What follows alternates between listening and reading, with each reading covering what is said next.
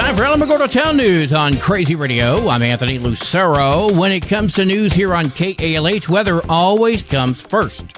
Severe thunderstorms are likely over portions of the Mid-South, Tennessee Valley, and lower Ohio River Valley, including damaging winds and a possibility of tornadoes, a few of which could be strong. Heavy to excessive rainfall may lead to flash flooding, and that's expected over the lower parts of the Ohio Valley. An extended period of hot weather is forecast for parts of coastal Southern California this week. Closer to home, dry weather will persist as temperatures climb into the upper 90s, flirting with the 100 over Memorial Day weekend. High pressure will allow for lighter winds and also those warmer temperatures. Dust and dander remain very high, thereby reactions for those with sinus and pulmonary ailments can also expect to be very high. Also, barometric pressure is going to have a moderate effect on those suffering with arthritis as well. We'll have another look at the weather following this news. This is Range Control with roadblock information for Tuesday, May 20th. Roadblocks are subject to change without notice. Highway 380, Highway 54, and War Highway are scheduled to remain open all day. Highway 70 is scheduled to be blocked once at 6:10 a.m. and will last approximately 1 hour, lifting around 7:10 a.m. This block will be located at the red block, top of San Agustin Pass, mile marker 164, and a yellow block near the White Sands National Park, mile marker 200. The Las Cruces Gate, Owen Road, and Nike Avenue will also be affected. The Alamo Senior Center's Home Delivered Meals program is seeking volunteer drivers to deliver to homebound seniors. While food is delivered 5 days a week, the center is looking for a commitment minimum of just 1 day a week. Food is delivered between 10:30 a.m. and 1 p.m., and there is mileage reimbursement. If you're interested, please contact the Alamo Senior Center, 575-439-4150, and ask to speak with the Home Delivered Meals program. The Village of Tularosa is having their regular trustee meeting tomorrow at 6 p.m. You can view the agenda by visiting villageoftularosa.com.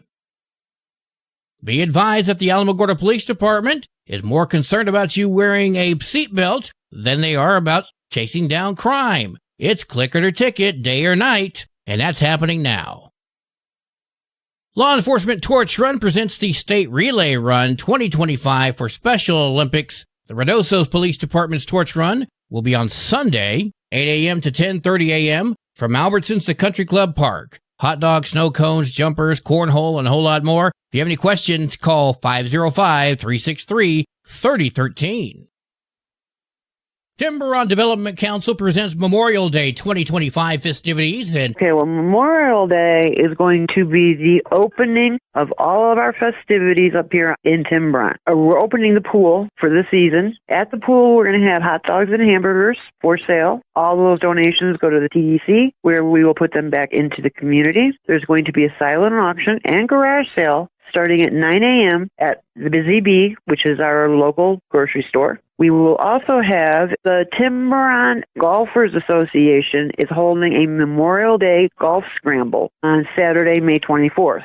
There will be more details on that as it is developed.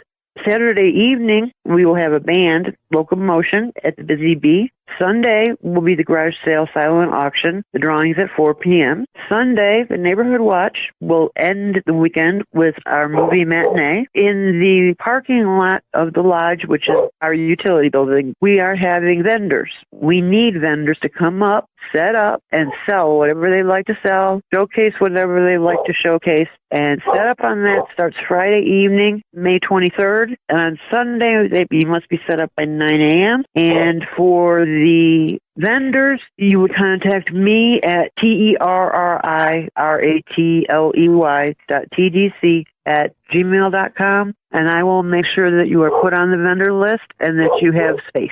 Terry Ratley speaking with KALH.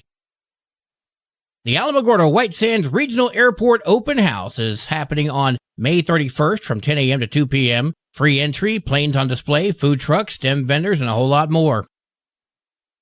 The Otero County Fair and Rodeo Queens Pageant is scheduled for next month. Entry deadline is June 13th, orientation on the 14th, rehearsals on the 1st and 2nd of August, and the pageant itself is on August 8th and 9th. If you have any questions, email oteroqueens@gmail.com or make a phone call 505-690-8581.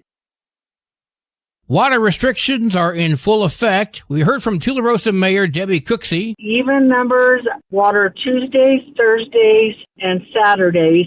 Odd numbers, water Wednesdays, Fridays, and Sundays. No watering on Mondays. The city of Alamogordo has a nearly identical watering plan in place as well. Well, today is Tuesday. It's time for an introspection with Pastor Johnny Walker. Welcome to the show. A relentless production where life unfurls like a sprawling Hollywood epic, bursting with tangled plots of power, wealth, and revenge. Heroes and villains exchange masks, their identities lost in the chaos of interpretation. This spectacle leaves no room for clarity, as every perspective shifts like shadows cast upon the stage. Yet as the final curtain descends, the truth emerges starkly. Only the architects of this intricate drama reap the rewards and accolades. Meanwhile, the audience bound in their seats, cheers and jeers, unaware of the true cost they paid to exist within this theater they cannot escape.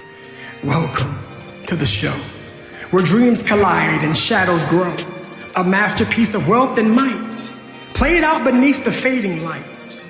Welcome to the show, where roles dissolve and truths don't show.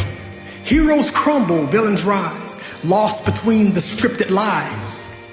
Welcome to the show, where architects bask in the afterglow, and the audience pays bound to remain captive to the ceaseless refrain. Confused between a yes or no?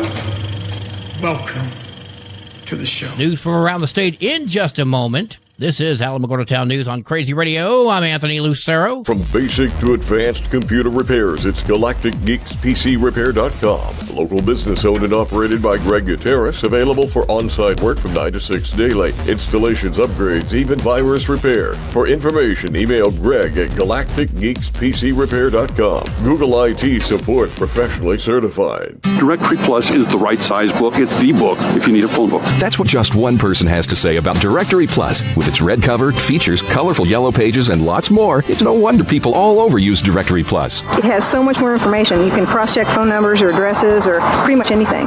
Look on the plus side, Directory Plus. I'm a big fan of Directory Plus. Hi, it's me, here to tell you about AlamogordoTownNews.org. This is Otero County's #1 source for local news, sports, and community. Quite frankly, AlamogordoTownNews.org is the big LES news service online. AlamogordoTownNews.org is a Second Life Media affiliated company. Nicholas Shane Sansucci was accused of attacking an 8-year-old girl outside of an Albuquerque restaurant last month, and he's going to remain in jail until his trial. Sansucci reportedly hit the girl over the head with a beer bottle and then used the broken glass to cut her neck. She survived but needed 19 stitches. A grand jury indicted Sansucci last week. No trial date has been scheduled. A third person is facing charges in the drug smuggling scheme involving a northern New Mexico jail guard. Marianne Romero is accused of giving drugs to Amber Salazar, an officer at the Vigil Maldonado Detention Center in Raton, so she could get those drugs inside the facility. Investigators said Salazar then delivered the drugs to inmate Gilbert Romero. Authorities learned about the scheme when Salazar's husband, a sergeant at the jail, saw Salazar on surveillance engaging in inappropriate relationship with inmates. Jacob Lovato was just 16 years of age when he was in an apartment buying a gun from Gabriel Garule. He then threatened to take it without paying. When Garule resisted, Lovato sprayed the room with bullets from an automatic handgun, killing Garule. Yesterday, Garule's mother, Jennifer Lucero, faced her son's killer with her son's ashes in hand. Well, this young man sits here. This is Gabriel. This is Gabriel. And these little tiny crops of ashes. This is Gabriel. You're right here. Your mother gets to look at you. You ripped my soul apart. I don't want to hear you're sorry. You ain't sorry you did it, young man. You're sorry you got caught. Lucero had words for Lovato and his defense attorney. You called yourself Gabriel's friend.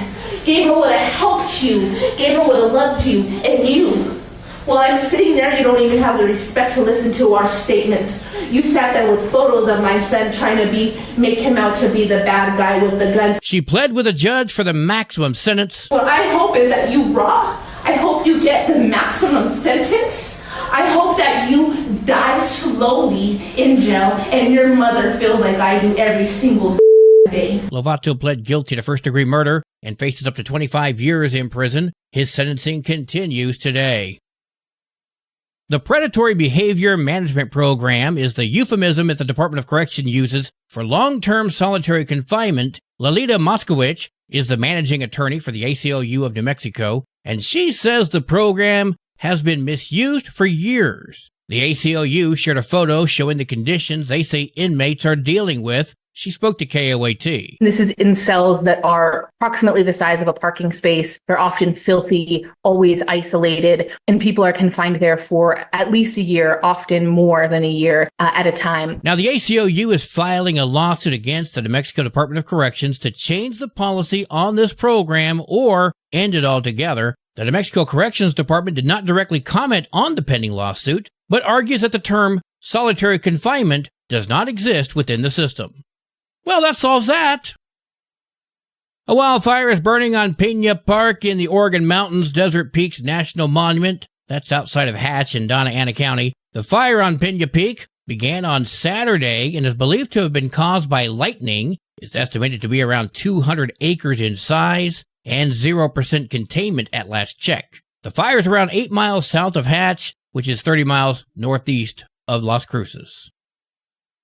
The FBI has said they're going to be adding resources in 10 states, including New Mexico, and it's going to be used to tackle unresolved crimes, special focus on those related to missing and murdered indigenous persons, but not everyone is convinced it's going to have a significant effect. I'm one of those people, but probably for different reasons than most. Personally, I just don't believe anyone in the government can do anything correctly. I digress. Roz Brown brings us the story. The FBI has said 60 agents will be deployed to Albuquerque to investigate unsolved crimes. Tribal attorney Darlene Gomez has spent her career advocating for missing and murdered Indigenous women. When it comes to investigations, she says accountability can be lacking. When the Department of Justice or President Trump enact legislation or special task force, we very rarely see any of the data that comes out of what those task force were supposed to accomplish. Prior to the FBI announcement, the Trump administration scrubbed an online report from the Not Invisible Act Commission, mandated by bipartisan legislation and signed into law by President Donald Trump during his first term.